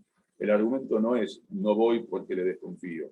El argumento es siempre promover el diálogo, y más en una situación de necesidad imperiosa de institucionalización del diálogo como es esta larga coyuntura degradada de la Argentina. Pero por supuesto, eso no quita de la desconfianza que efectivamente se le tiene a un gobierno mentiroso, latopardista, de doble discurso, y que aparte tiene comportamientos absolutistas de imposición, casi diría que con rasgos a veces hasta fascistoides de mayorías, y fuera de todo contexto de calidad republicana. Es un gran desafío para la oposición, ciertamente, no es fácil. Pero yo insisto, aún frente a un desafío de esa magnitud, es imprescindible que el discurso, a mi modesta manera de ver, sea un discurso de promoción, aceptación y de búsqueda de contenidos de un diálogo institucionalizado. Y por supuesto habrá que tener los recaudos necesarios y imponer o llevar los condicionamientos necesarios para que ese diálogo no sea una cuestión meramente distractiva, más de parte del oficialismo. Pero nunca negarse anticipadamente a eso. Es entendible como discurso preelectoral, pero quiero suponer que ese discurso preelectoral será ajustado debidamente a posteriori de las elecciones, si es que efectivamente la convocatoria del gobierno subsiste. Decía, para el año que viene, entonces, el gobierno no ha dado muestras todavía de ninguna programación, no se sabe qué piensa y qué especula. El que lo ha dado es el Fondo Monetario, que así como estableció una proyección de 7,5 puntos de crecimiento del Producto Bruto para este año, estableció los 2,5 puntos de crecimiento para el año que viene. Insisto, que tiene más componente de arrastre estadístico que de crecimiento efectivo, real, promedio durante el periodo. Pero ciertamente todo esto son dibujitos en el aire. Si no se termina de resolver de una manera clara la presentación, me repito en esto, de un programa consistente frente a los acreedores. E insisto, no como parte de aceptación de ningún condicionamiento, sino como parte de la lógica elemental de toda negociación imprescindible. Y esto es imprescindible porque las consecuencias de caer en default con el fondo y en caer en default consecuentemente con el club de país, para Argentina pueden llegar a ser dramáticas. No solamente caería por condicionalidades cruzadas toda creencia financiera, también con el sector privado, aquella que se consiguió durante el año pasado, sino que aparte, lo más probable, y nosotros lo hemos sufrido como consecuencia de Malvinas, un recorte en aquel momento fue prácticamente total, y no me extrañaría que pudiera ser de manera similar frente a la saturación que hay con Argentina en el exterior, del financiamiento comercial. O sea, no tendríamos capacidad de comercializar con el mundo, por lo menos a crédito, y esto sería ya un condicionamiento para los niveles de actividad, más allá de una explosión en los mercados financieros de orden negativo, una situación que ustedes imaginan, con potenciaciones de evaluatorias y defensivas, con fuertes efectos recesivos, con incertidumbres repotenciadas y una serie de cuestiones que no viene al caso elaborar porque son bastante evidentes. Por lo tanto, si vamos a tener que ir necesariamente al fondo, sería bueno que más tarde que temprano el gobierno recupere la capacidad de formulación de un programa. Ahora, yo me pongo por un momento en los zapatos, a quien no conozco ni tengo siquiera conocidos en común, del ministro de Economía. ¿Cómo hago yo para sentarme delante del Fondo Monetario si no sé a quién represento? Si no sé qué represento? Si no sé cuál es la decisión política que me sostiene? Si lo que soy es una suerte de figurita cada vez más titiritesca, de cumplimiento con la formalidad de una conversación para sostenerla, mientras todo lo demás tiene que resolverse, pero que hoy no tengo capacidad de respuesta. Si a mí el fondo, o cualquier acreedor, o los Estados Unidos como una suerte de árbitro político de la negociación, me pide a mí un programa consistente, ¿qué le ofrezco yo? Puedo dibujarle un programa, pero me va a preguntar, ¿y esto tiene el aval de político de las autoridades gubernamentales? Y no tiene respuesta el ministro. Entonces, esta es una situación que el gobierno tiene que decidir políticamente antes que nada. Y yo no veo, siempre soy un optimista prácticamente hablando, por naturaleza, pero yo no veo capacidad de resolución de este conflicto político, por lo menos en el corto plazo. Y ni siquiera lo veo como parte de una solución para los 2 años de gestión de gobierno que quedan. Lo que hay es una suerte de sordina que trata de disimular la crisis del poder en el poder y trata de argumentar, digamos, las diferencias lógicas entre componentes de una coalición, pero la unidad de criterio en el momento de gestión. Todo eso es mentira. Hay una gran interna nacional, hay una gran interna en el cenáculo, insisto, del poder. Esto tiene derivaciones de interna feroces, no solamente en la composición de los planteles de administración del Estado, sino en los comportamientos de políticas sectoriales y específicas. No es la primera vez que se lo critica al ministro Culfas, que va por un lado de expansión del nivel de actividad a nivel micro. No es la primera vez que se lo critica al ministro de Economía por parte de propios personeros o defensores del oficialismo. Y ciertamente la actitud que sucedió a partir de las elecciones PASO por parte de la vicepresidencia han puesto directamente en evidencia esta situación. Es una situación que no solamente no da solución hacia adelante, remueve lo que debería ser la base de sustentación elemental, básica, primerísima, de toda formulación programática hacia adelante, especialmente porque, insisto, vamos a estar discutiendo un programa de 10 años, no solamente el año próximo, ni siquiera los 2 años que quedan de gobierno, sino un programa de 10 años, y una década completa. No solamente no provee de ese elemento, sino que aparte, peor aún, provee de un factor adicional, gravoso, principal, estructural, a la incertidumbre generalizada, a la confusión generalizada, y también ciertamente las incertezas de todo decisor económico en el plano estrictamente económico. Peor aún, todavía, y lamentablemente tengo que hablar en estos términos, no es la primera vez que sucede la disputa de una interna peronista en el cenáculo del Estado, en el seno del Estado. Y hemos tenido experiencias graves, históricamente graves, con muertos, con procesos muy deteriorantes, cuando esto sucedió. Por supuesto que esta situación no tiene el dramatismo de aquellos tiempos, pero sabemos que cuando estas cosas se desatan es muy difícil ponerle de cascabel al gato. Y es un peligro potencial que hoy genera una fuente autónoma en sí misma de incertidumbre, ya no solamente económica, sino también política en el país. Así que habrá que ver qué es lo que hace el gobierno en la coyuntura, ya no de la negociación con el fondo, sino también más allá de la dinámica de la negociación, en sus decisiones concretas en el corto plazo. Seguramente continúe con el mismo criterio. Hoy, por ejemplo, digamos, hay una fuerte controversia respecto de cuál es el atraso del tipo de cambio, pero no hay controversia entre los economistas respecto de que efectivamente está atrasado. ¿Por qué hay controversia? Bueno, porque hay situaciones muy, como dije, asimétricas de distintos sectores, y por lo tanto el desfasaje del tipo de cambio pega de manera muy asimétrica también sobre esos sectores. Digamos, la forma en que impacta digamos, lo que los economistas llamamos el tipo de cambio efectivo, que también es una intelectualidad teórica. ¿Qué es el tipo de cambio efectivo? Digámoslo en términos muy burdos, no es así técnicamente hablando, pero para asociarlo a una idea, es el tipo de cambio neto. ¿Neto de qué? Neto de impuestos y otras cargas, otros costos transaccionales de la comercialización de divisas. O sea, lo que efectivamente me deja a mí, en términos netos, haber exportado o importado según sea el caso. Bueno, ese tipo de cambio efectivo nunca es igual para distintos sectores, porque no tienen la misma exposición tributaria, por lo pronto, los distintos sectores de la economía, pero mucho más en contextos donde los niveles de actividad y de sustentabilidad económica presente y hacia adelante son tan asimétricos.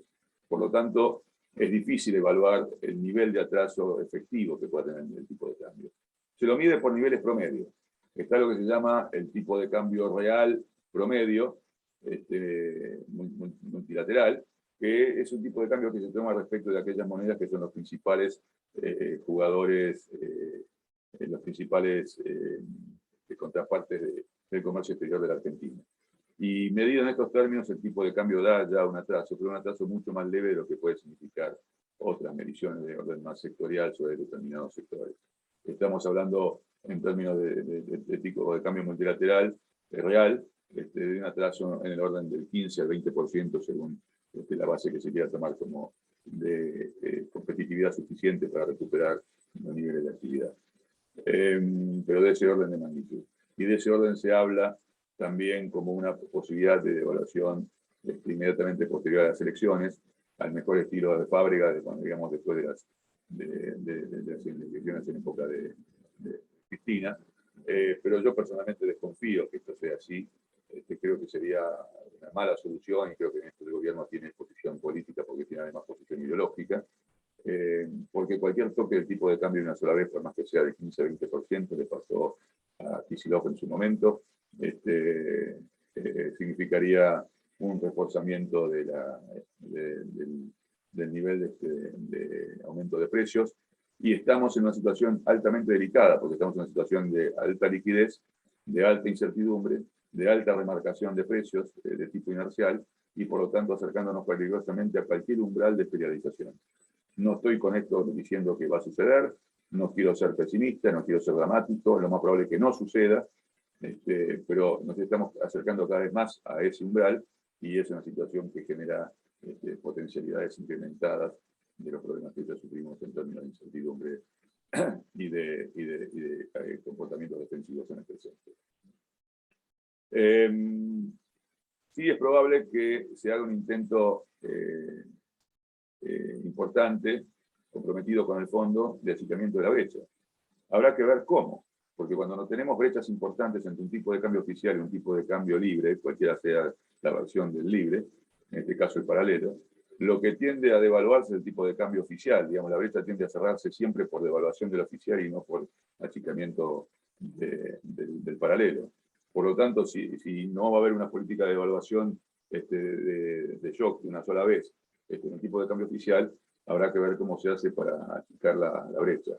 Bueno, sucedió en el pasado, cuando se bajó la brecha en octubre del 2020, el nivel de tipo de cambio paralelo al mismo que está hoy, de 195 pesos, se llegó a bajar a 134, nivel más bajo que se obtuvo en los tipos de cambio financieros libres, el paralelo como, en el mes de abril de este año, a fines de marzo en realidad, de este año.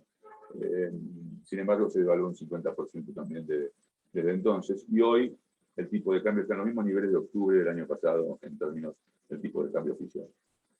Esto es un argumento para aquellos que dicen que la devaluación no afecta el nivel de precios, y por lo tanto se puede devaluar sin problema, el 20, el 30, el 40%, porque tenemos el mismo nivel de tipo de cambio paralelo con un 50% de inflación en el periodo, o un poco menos, en el periodo termina siendo el 50% a fin de año.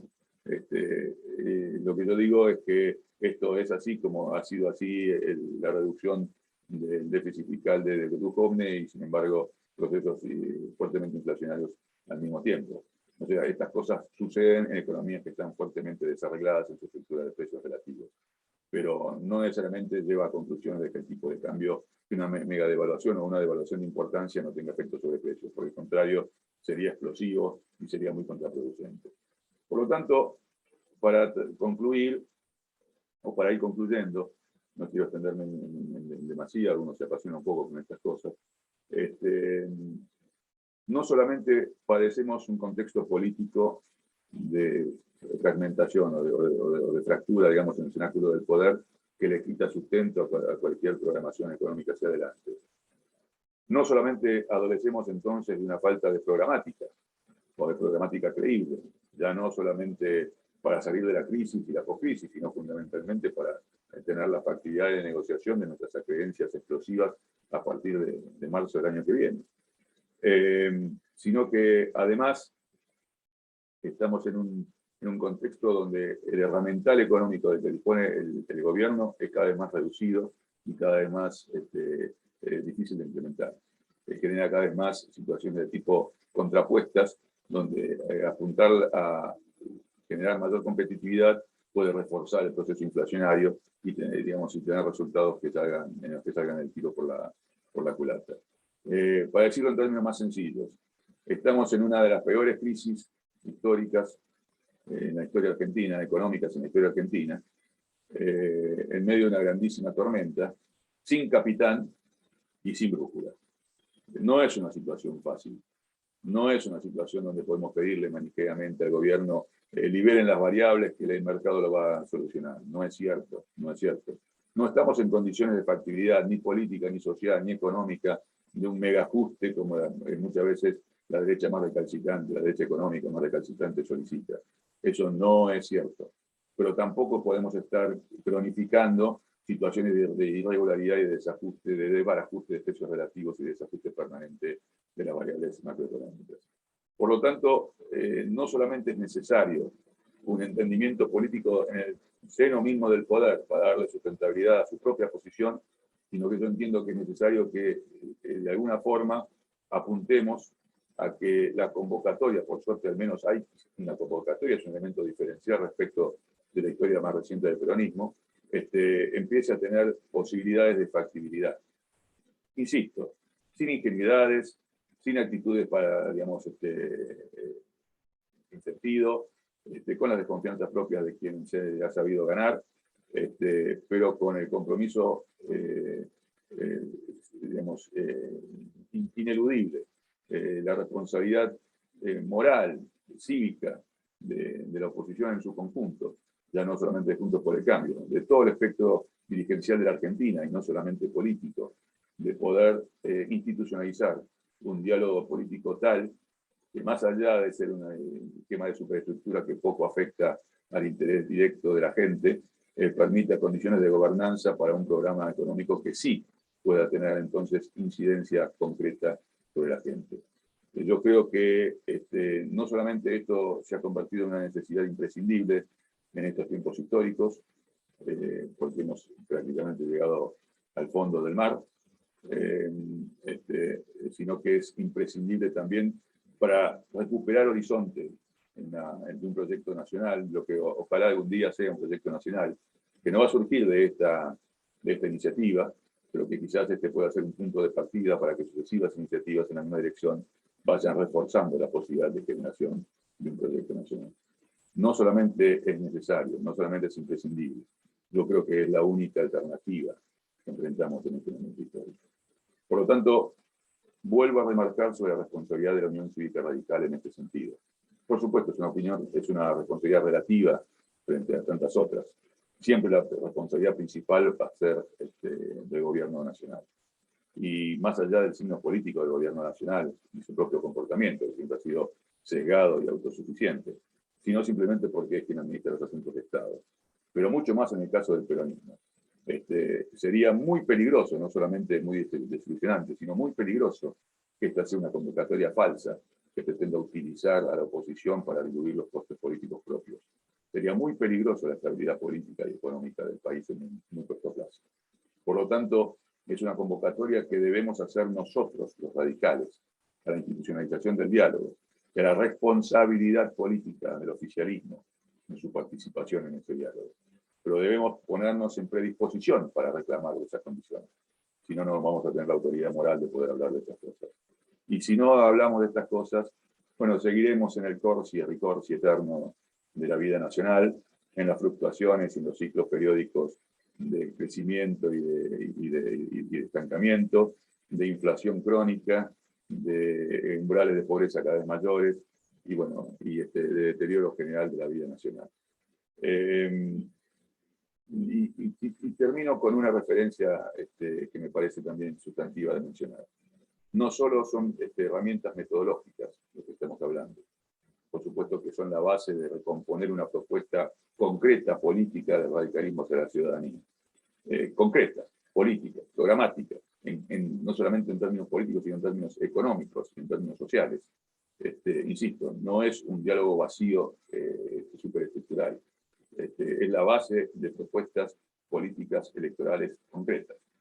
pero fundamentalmente todos, ya no solamente los radicales, todos, toda la dirigencia nacional tiene la responsabilidad ineludible en esta hora, la responsabilidad moral, diría yo, y digo la palabra en los términos más gruesos posibles, de recomponer un horizonte de esperanza al pueblo argentino. No podemos, los argentinos, seguir viviendo permanentemente de frustración en frustración, de diferenciaciones cada vez mayores entre nosotros, de crispaciones sociales cada vez mayores, de fragmentaciones sociales cada vez mayores, de disociaciones cada vez mayores respecto a nuestra clase dirigente. Es imprescindible iniciar un proceso de recomposición de estas cosas. Y hay una responsabilidad integral de toda la dirigencia nacional. Pero me permito focalizar en lo que uno puede intentar colaborar a hacer. Hay una responsabilidad del radicalismo, que yo entiendo singular, porque el radicalismo siempre ha sido un factor de equilibrio y de salida a los conflictos, a los desfiladeros, a los cuellos de botella o a los embudos de la historia nacional. Lo fue en el 83, lo fue en los años 60, y tiene capacidad de cumplir un rol en ese sentido. Por supuesto, no es un rol que pueda cumplir solo, pero hay una responsabilidad principalísima de entender la naturaleza del problema, de entender la naturaleza de la coyuntura, de entender la naturaleza fundamental de recuperar condición estratégica en el tiempo, hacia adelante, de repensar el país, y eso creo que nadie está en condiciones, como radicalismo todavía, de poder hacerlo. Esperemos que no sea tarde y que la nomenclatura de este partido no haya destruido los resortes naturales que este partido siempre supo tener para ser este factor de equilibrio, de centralidad, no en el sentido político, sino de armonización en el espectro político nacional. A eso creo que todos estamos enfocados. Y todos quienes estamos comprometidos con la actividad política desde nuestros humildes lugares de militancia, bueno, tenemos una responsabilidad redoblada, desprendida, de servicio para poder contribuir, aunque sea con un granito de arena, marginalmente, a esos fines y esos objetivos trascendentes. Gracias.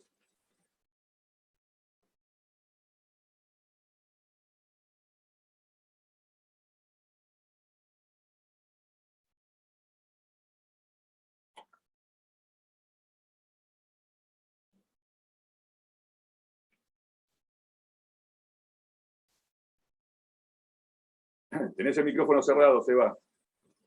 Muchas gracias, Gustavo. Toqué, pero no habilitó. Sí, gracias, Gustavo, por ilustrarnos como siempre sobre la materia. Atento al horario, son las 9:20, y conforme a lo que hablamos en la Junta Ejecutiva, le voy a dar la palabra a Changi para que abra la segunda etapa. Comente un poquito también de la recorrida que estuvieron realizando junto a Jorge Wandelow en estas últimas semanas. Así que, Changi, te paso la palabra y te agradezco nuevamente, Gustavo, por toda la información y el análisis que compartiste con el movimiento. Changi, está habilitado ya tu micrófono. Bueno, primero la satisfacción de verte recuperado y bueno, presto a seguir en este esfuerzo que hemos comenzado en común con un grupo de amigos hace poco tiempo atrás, simplemente unos 3 o 4 años atrás.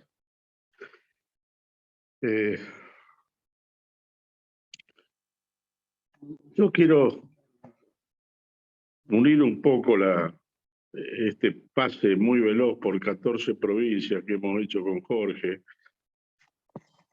un poco con lo que hemos visto y lo que hemos escuchado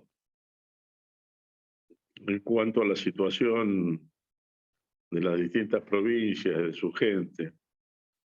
Realmente es preocupante, no es nada nuevo. Si no lo hubiéramos visto, teníamos más o menos la idea. Pero, es decir, hay cosas que van más bien como pregunta, Gustavo. Como pregunta. Yo he visto billetes con numeración triplicada. He visto billetes sin numeración. No nos puede llamar la atención de que le estén dando a la máquina y para disminuir hacia afuera el volumen de la impresión, bueno, hagan trillizos y caigan incluso hasta en la desprolijidad de no poner numeración. Pero esto sumado al atraso cambiario del dólar, esto sumado a algunas políticas que ya se intentaron por parte de ellos mismos en otra oportunidad y no dieron realmente resultado, como este cepo en materia de la carne. La vez pasada hemos perdido mercados como locos, hemos regalado mercado a Uruguay, a Paraguay, a Brasil, y bueno, yo veo que esto va a volver a suceder.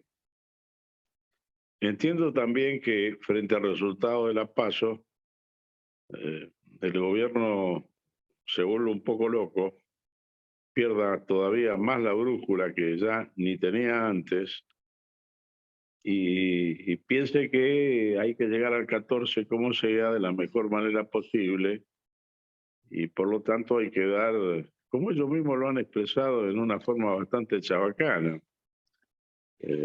inyecciones de dinero, ponerle plata a la gente para cambiarle el humor, tratando de cambiar el humor durante 30, 40 días.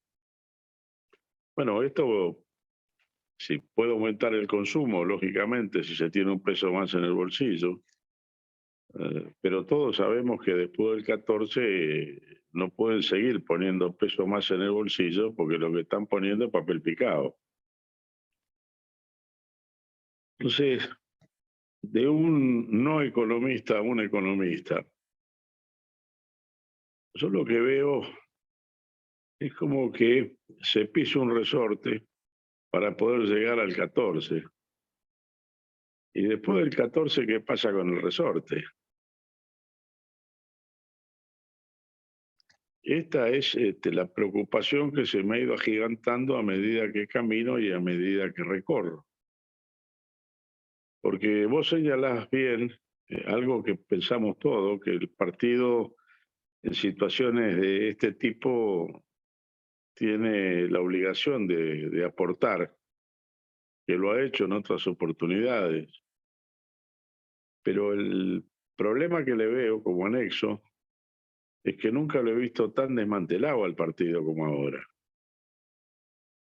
Por lo tanto, la capacidad de incidir, si es que existe la voluntad y la vocación de hacerlo, estaría realmente muy, muy limitada.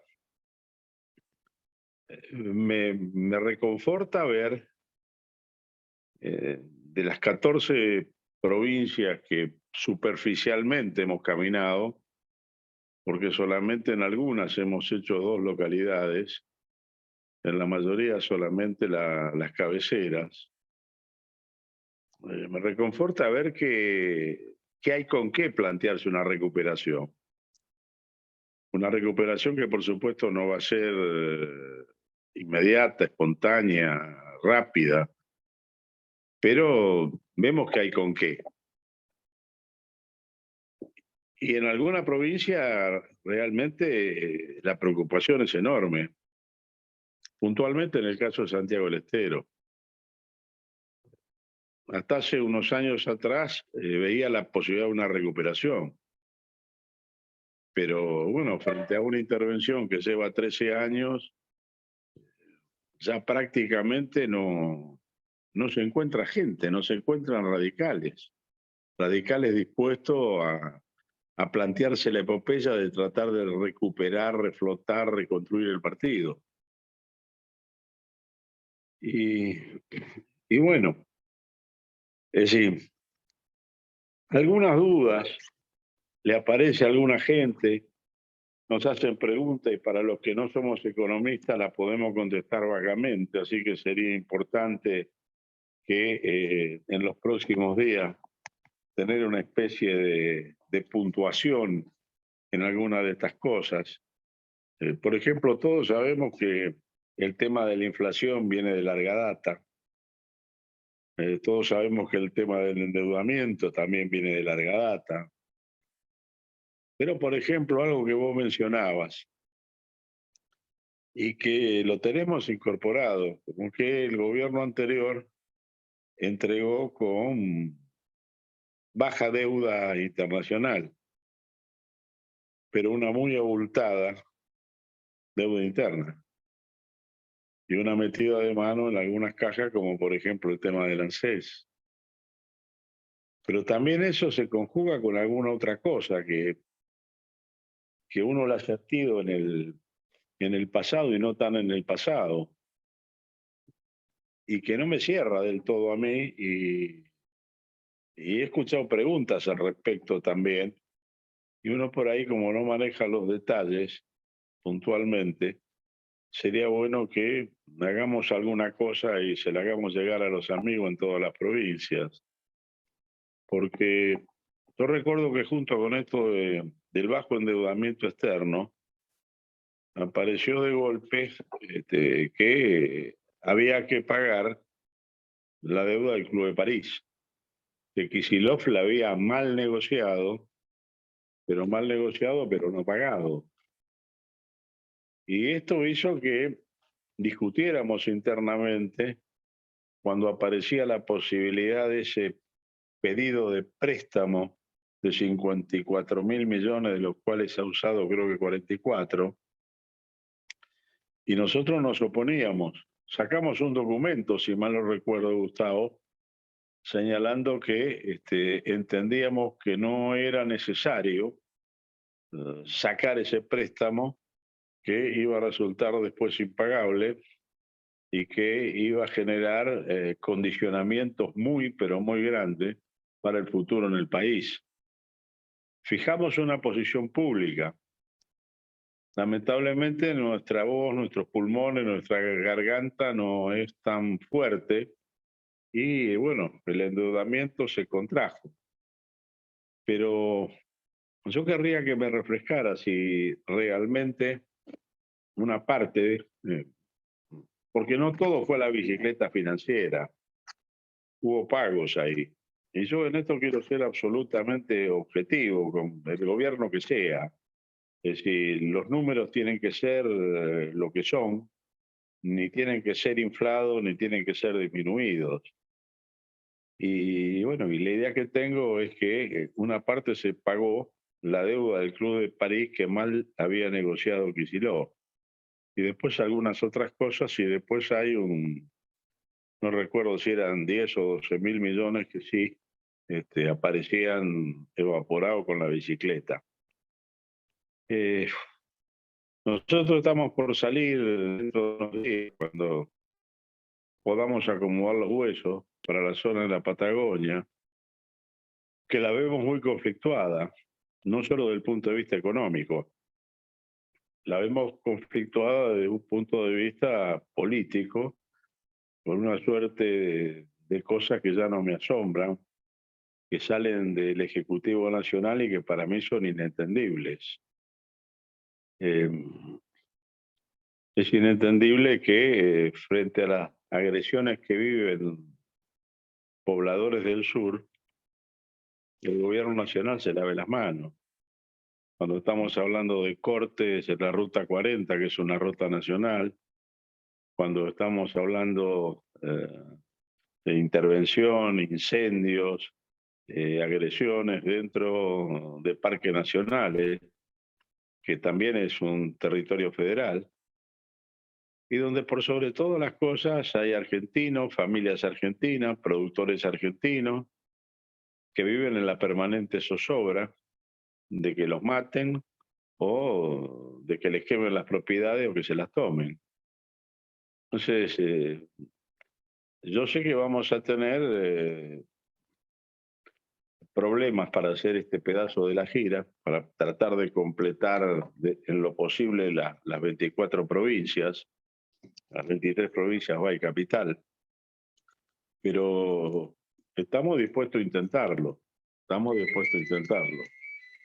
Va a ser problemático el tema, va a ser difícil no solo por las distancias, sino también porque ya a esta altura hay inseguridad en las rutas. Pero bueno, sería bueno ir munido lo más que podamos de algunos elementos desde el punto de vista económico. Nosotros básicamente lo que planteamos es la necesidad de garantizar que esta república que está enferma siga enferma y no se muera, y que esta democracia que está renga, como la supo definir Raúl en alguna oportunidad, siga renga y no se muera. Porque la lógica nos ha indicado siempre que los enfermos pueden ser curados, por lo menos intentar curarlos, pero los muertos no se los puede revivir. Y en este sentido, lo que nos planteamos es que la elección del 14 es una elección realmente importante, donde lo principal es lo principal, lo accesorio es lo accesorio, y lo principal es la patria, la república, la democracia, para poder ir reflotando, corrigiendo y dándole un contenido social. Y en función de eso, bueno, las cuestiones internas tienen que pasar para el día 16. Hasta el 14 amor y paz, el 15 descansamos y el 16 salir a reclamar, a intentar, a impulsar una recuperación de la Unión Cívica Radical para que, retomando viejas prácticas y viejas pero siempre vigentes banderas, pueda realmente ser una herramienta, un instrumento útil para superar la crisis que sinceramente creo que nos va a golpear fuerte después del día 14. Si todos sabemos que el dólar no lo van a poder mantener como está, todos sabemos que cualquier toque del dólar repercute en los precios, es de pensar que no van a poder seguir dándole a la maquinita indefinidamente. Y bueno, la gente está al límite, mucha gente está al límite, por lo menos la mitad del país está al límite, y eso significa riesgo de violencia, riesgo de sufrimiento, y los que somos veteranos y venimos de viejas épocas donde hemos tenido padecimientos de este tipo, intentamos y seguiremos intentando lo posible y lo imposible para que no se vuelva a tener situaciones como la que supimos padecer allá por la década del 70. Te dejé un par de preguntas, no quiero tomar más tiempo. Estamos prácticamente a 10 minutos de las 9. Y bueno, y sabemos terminar a las 9:15, y creo que hay 2 preguntas que te han hecho por escrito. Te abrazo y me reconforta verte bien y sumado de vuelta a la tribu más activa.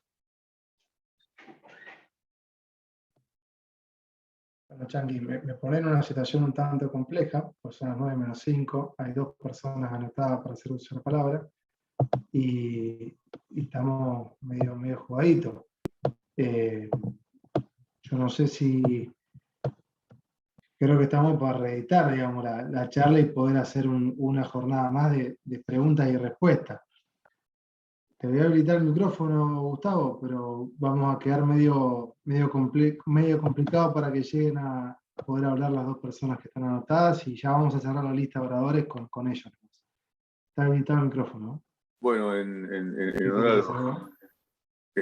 honor a los que quieren hacer uso de la palabra, voy a tratar de ser sinóptico y telegrámico. Primero, mi agradecimiento se reitera, pero fundamentalmente mi felicitación al compromiso militante. Somos amigos cercanos, no hace falta que nos vemos la media en público, pero la verdad que es de un altruismo político absolutamente reconocido por todos el esfuerzo que ustedes han hecho. No saben cómo envidié no poder acompañarlos en esta vuelta, pero ya habrá oportunidad. Luego, yendo a los puntos que mencionó Changi muy rápidamente, vos planteaste una duda respecto de, digamos, cuál fue el destino del endeudamiento que tomó el gobierno macrista y la disyuntiva de lo que en el escenario nacional, específicamente en el seno de la Comisión de Presupuesto, fue la discusión que luego tomó dimensiones nacionales entre deuda externa y deuda interna, o lo que llamamos deuda mala y deuda buena. Bueno, yo te digo lo siguiente, muchas veces se argumenta de que no se administra un Estado con el equilibrio que uno administraría su casa. Los Estados no se administran como la casa, tienen otra condición. Una de esas condiciones es que los Estados pueden sostener deudas eternas, deudas permanentes. O sea, toman deuda que repagan con nueva deuda. Y esta es una práctica universal en el capitalismo, en las grandes potencias, en las potencias chicas, en los países chicos, en los países intermedios, etc. Es propio de una situación que no necesariamente es igualmente factible en el caso de un privado. Ahora, siempre digo lo mismo, en economía y en macroeconomía también, todo depende de las proporciones y las maneras. Si yo soy un no pagador serial y refinancio permanentemente o reestructuro permanentemente, va a llegar un momento en que mi crédito va a estar agotado y no me van a querer reestructurar más. Bueno, esto le ha pasado a la Argentina después de sucesivos defaults y sucesivos problemas. Lo que quiero decir es que la deuda es fungible. Los recursos son fungibles. No van destinados, no tienen una trazabilidad específica, no es que van destinados a pagar la deuda o a pagar el crecimiento económico o a solventar el déficit fiscal.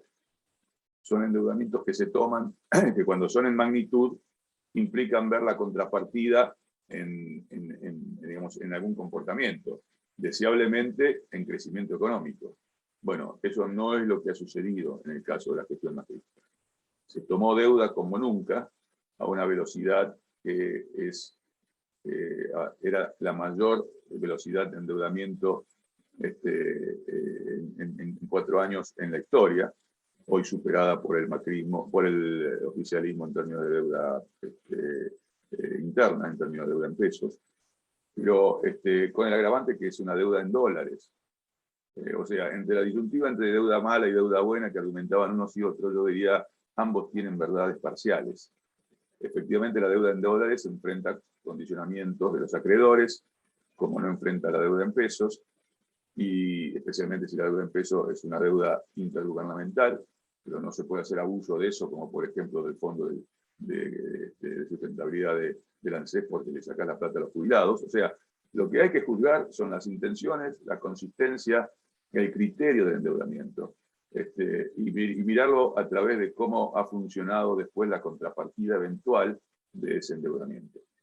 Argentina se endeudó en términos netos en más de 100.000 millones de dólares. Ya venía con un endeudamiento significativo de la gestión kirchnerista, como bien señalaste vos. Pero el kirchnerismo tuvo la condición de que incrementó la deuda en pesos ya entonces y disminuyó la deuda privada y la deuda privada con la deuda externa, perdón, en dólares, y la deuda externa con privados, que es la más difícil de negociar y es la más cara, a una mínima expresión, a un solo dígito, como el porcentual del Producto Bruto. ¿Eso tiene un mérito? Sí, tiene un mérito. También depende del costo. El costo de lo que llamaba desendeudamiento, que en realidad, insisto, fue una recomposición del endeudamiento, menos deuda en dólares y más deuda en pesos. Pero esa menor cantidad de deuda en dólares fueron reservas que el gobierno tuvo que utilizar para pagar la deuda, priorizando acreedores externos por sobre, muchas veces, las necesidades locales. Llegó el macrismo y tuvo un fenomenal proceso de endeudamiento, que no solamente terminó de concretarse después con el endeudamiento del fondo, sino que al liberar el flujo de capitales y al liberar el mercado cambiario, supuestamente para estabilizar de esa manera el tipo de cambio, bueno, lo que generó es un fenómeno, y tener tasas de interés que han sido descomunales como forma de evitar, digamos, procesos de circulación, digamos, de crédito público masivos y de circulación monetaria que fueran inflacionarios. Lo que generó es un mecanismo de pedaleo fenomenal. Venían los dólares aquí, los convertían en pesos y tenían después posibilidades de salidas a tipos de cambio muy similares, o sea, virtuales seguros de cambio, con deudas que llegaron a estar, recordemos, en el 82% en pesos. pero que terminaban siendo de niveles similares, de evaluación pequeña de por medio en dólares. Y ciertamente fue alimentar el excedente económico que se generó durante el periodo, que insisto, fue muy recortado porque fue un periodo de caídas sobre el final de 2 años consecutivos, fue alimentar el ahorro patrimonial de aquellos que estaban en condiciones de comprar dólares, o sea, lo que se llama el FAE, la formación de activos externos o fuga de capitales. Por lo tanto, sí, se tomó deuda y se pagó deuda de kirchnerismo. Y también se utilizaron reservas para generar los niveles de actividad que se generaron. En niveles, primero, más de crecimiento parcial y luego aún de decrecimiento en los niveles que se llegó a generar. La actividad hay que financiarla. Pero la contrapartida de esto es que regeneró un endeudamiento externo como un limitante estructural de la economía argentina, que había sido superado de alguna forma con todo el proceso posterior al 2001, y en ese sentido habíamos conseguido hacer, y no le atribuyo mérito particular, pero era fundamentalmente en base al viento de cola y a las modificaciones de términos de intercambio que nos hicieron de muchos dólares, con el repago al fondo y con el pago progresivo de la deuda en dólares con acreedores privados. Insisto, a un costo alto, pero fue sucediendo. Y esa restricción se fue liberalizando, especialmente porque dejamos de depender del fondo.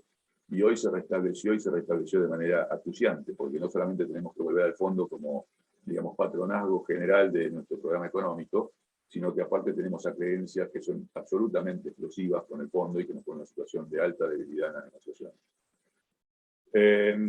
Respecto del Club de París, ese es un aspecto muy parcial. Esa es una deuda que efectivamente se negoció mal. En su momento, el kirchnerismo, nuevamente gatopardista, como en tantas otras ocasiones, buscó tener acceso a los mercados de crédito internacionales y los mercados privados, y como arrastraba una deuda pendiente con el Club de París, fue a solucionar esa deuda a como de lugar. Terminó aceptando condiciones que no se aceptaron nunca en la historia. Para ser más claro, nosotros hemos tenido experiencias ya en los años 80 que eran mucho más inflexibles de reducciones de tasa y de eliminación de tasas de punitorios, y acá se aceptaron todo tipo de reclamos. Por supuesto que después de varios años de default y de desidia en no querer negociar con el club les pidió todas las condiciones, no les eximió de ninguna. Recordemos que el Club de París es una deuda oficial, es una deuda que toman países que integran el club y no privados, y son países que a veces prestan de manera directa, pero que la mayoría son préstamos por seguro a sus exportaciones. O sea, cuando hay importaciones de bienes de capital de determinado país, tienen un seguro de exportación, y luego que se ejecuta, es decir, el privado repagado por su propio Estado, eso se convierte en una deuda interestados y que integran las acreencias del Club de París o las deudas nuestras de nuestro lado con el Club de París. Son deudas relativamente chicas, son deudas relativamente baratas, son deudas relativamente negociables porque tienen un fuerte componente político, no es un componente determinante, ni mucho menos en la restricción estructural del endeudamiento. Por el contrario, te diría que son negociaciones rápidas, ejecutivas, de buena armonía política cuando se dan así, o frente a la desidia del kirchnerismo y de Kicillof, bueno, situaciones que hay que aceptar bajo cualquier condición. Pero no ese es el condicionante, no ese es el destino principal en el cual se jugaron los fondos que estamos hablando. La fuga se mide básicamente por la formación de activos externos, eso es lo que quiero decir. Insisto, más allá de que el dinero es fungible y es utilizado para todo, para cada una de estas cosas que mencionamos, el tema es que los montos de endeudamiento daban para poder generar como contrapartida alguna actividad real, por lo menos no un decrecimiento del nivel de actividad, y cuando no, inversiones importantes, por ejemplo, no sé, nueva infraestructura, aunque sea un programa de recomposición progresivo de trenes o lo que fuese. Y en lugar de eso, lo que generó es niveles explosivos de formación de activos externos, o sea, de fuga, y niveles de endeudamiento que hoy sufrimos. O sea, que esa plata se fugó, se genera como endeudamiento, porque son dólares, es ahorro en dólares argentinos que se radican en el exterior, y se radican en forma de endeudamiento, tanto con privados que hubo que renegociar el año pasado, como el exabrupto adicional del macrismo con el fondo al final de su gestión, que tenemos que negociar ahora. Pero para terminar con este punto, y los demás quedarán pendientes, este me parece más importante. No hay disyuntiva única, ni hay deuda buena y deuda mala. Toda deuda es renovable, el dinero es fungible, y lo que hay es criterios de endeudamiento que son sanos y consistentes con el crecimiento económico y con una política prudente, o criterios de desajustes permanentes que luego tratan de ser enjuagados vía endeudamiento y que Dios se lo pague o que se arreglen las generaciones siguientes. Y eso es una grandísima irresponsabilidad que tuvo el macrismo y una grandísima responsabilidad que está teniendo hoy el peronismo, el oficialismo, con un solo atenuante para el oficialismo. Y es que los niveles, insisto, de déficit fiscal han quedado fuertemente condicionados, en un principio al menos, por el evento extraordinario de la pandemia. Pero insisto también, no justifica eso el mal manejo posterior. Hoy hay endeudamiento en pesos, estamos viendo cómo el Tesoro sale a tomar deuda tanto en pesos como en dólares, en deuda de corto plazo y ajustable, con lo cual también genera una pelota que rápidamente va a ser también explosiva.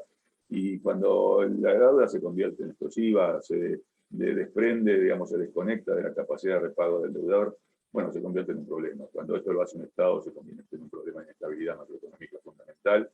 Es lo que ha pasado con Aldelic y es lo que me temo que pueda llegar a pasar si no hay un cambio de política en este sentido, en el sentido fiscal, más prudente, aún frente a las necesidades que reconozco que están de parte del gobierno.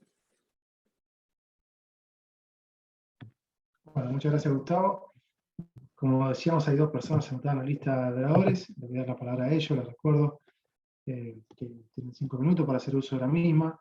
Primero, el correligionario Jorge Echeín, de Tucumán. Jorge, estoy habilitando tu micrófono. Puedes hacer uso de la palabra. Tenés que desbloquearlo vos, acordate.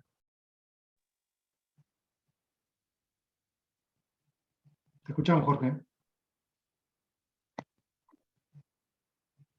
Ahí habilitado el micrófono. Perfecto, se te escucha bien. Bueno, sí. Voy a ser sumamente breve porque ha pasado mucho tiempo, pero en primer lugar me alegro mucho de verlo a Gustavo recuperado, es importante para nosotros.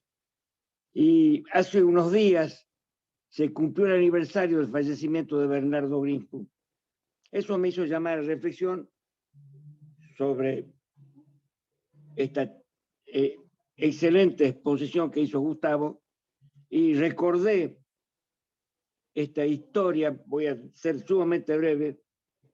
73 fundamos Renovación y Cambio, 83 estábamos en el poder político, y las reuniones que se hizo en el bloque con Gustavo, con Bernardo, que hablábamos sobre deuda externa, un tema que era sumamente complicado para nosotros.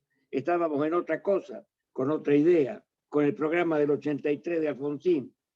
Y Bernardo nos decía sobre la deuda, que había una deuda que era ilegítima, y eso le dijo a Raúl. Raúl, paguemos la deuda legítima, no paguemos lo ilegítimo. Hubo transferencia de la deuda privada a deuda pública, o sea, todos los argentinos nos hicimos cargo de esa deuda que nunca la sociedad argentina se benefició para nada. Y la actitud valiente de Greenspun fue que empezó a indagar y a trabajar sobre los bancos, que se enriquecieron enormemente en esa época. Hubo mucha gente que con la bicicleta financiera se enriqueció a límites incalculables, mientras la sociedad argentina estaba empobrecida. Y nosotros hablamos de una democracia del bienestar, de la libertad, con Alfonsín, de los derechos humanos, todo lo que generó esa expectativa de vivir una democracia plena. Pero Greenspun recibió presiones grandes. Yo recuerdo, salió en los diarios, cuando uno de los empresarios vinculados con el poder político financiero de esa época, con el poder financiero, le dijo a Greenspun: a ustedes los vamos a hacer mierda. Esa fue la expresión. O sea que hubo una intencionalidad tremenda en contra del proyecto político de Raúl. Y Greenpeace fue, sin ninguna duda, por eso es que le rindo homenaje en este momento, este día. Yo quisiera que me acompañen en este homenaje a Greenpeace, porque fue un economista nacionalista, fue honesto, democrático y absolutamente radical en sus principios. Por eso aprovecho esta oportunidad para que le rindamos un homenaje a este hombre que por ahí pasa desapercibido en la historia política de la Unión Cívica Radical. Eso quería decir y nada más. Muchas gracias. Muchas gracias a vos, Jorge. Le doy la palabra ahora a Manuel Alambuena de Neuquén. Manuel, te habilita tu micrófono. Te recuerdo que tenés que bloquearlo. Ahí está. Sí. ¿Qué tal? Buenas noches. Adhiero al homenaje que propuso el propinante. En primer lugar, yo lo que quisiera agradecer en nombre de los radicales que integramos el movimiento de aquí de la provincia de Neuquén, a este movimiento por el apoyo que nos han brindado en la persona de Changi Cáceres, porque nosotros vamos a tener este domingo elecciones para concejales y un referéndum que sospechamos, ¿no es cierto?, que es inconstitucional y que nos facilitó a través del doctor Terrile una mano para dar argumentos más sólidos como para referéndum, porque debería ser una constituyente y no como lo plantea el gobierno provincial. Hemos recibido ese informe y ese informe ha sido compartido y valorado por personalidades de acá que ya se habían opuesto, como un señor Lafitte, que era un ex funcionario del gobierno provincial, Ricardo Villar, un diputado provincial de la UCR en su momento, ex periodista, un doctor Rodolfo Medrano, que fue juez del Tribunal Superior, y esto lo que queremos significar es la importancia de estar vinculado a este movimiento, porque nos da herramientas a cada uno en nuestros lugares, en nuestros pueblos, como para seguir ilustrándonos y poniéndonos en mejores condiciones para enfrentar las realidades políticas de cada uno de los lugares. Y respecto a lo económico no puedo aportar muchísimo, solamente recordar, ¿no es cierto?, lo que decía Irigoyen, ¿no es cierto?, de esta situación económica y todo lo demás. Decía, a grandes males, grandes remedios. Y bueno, y lo que ya se ha dicho en más de una oportunidad, quizás en otros términos, que también decía, la doctrina es permanente, la técnica de su realización es temporal. Así que, Gustavo, confiamos en vos que tendrás la nueva técnica para resolver estos males económicos. Muchísimas gracias y buenas noches. Muchísimas gracias a vos, Manolo. Muchísimas gracias a todos. Nos estamos viendo en la próxima jornada, dentro de viernes por medio, dentro de 15 días. Así que hasta entonces, un abrazo y buen fin de semana. Gracias. Chao.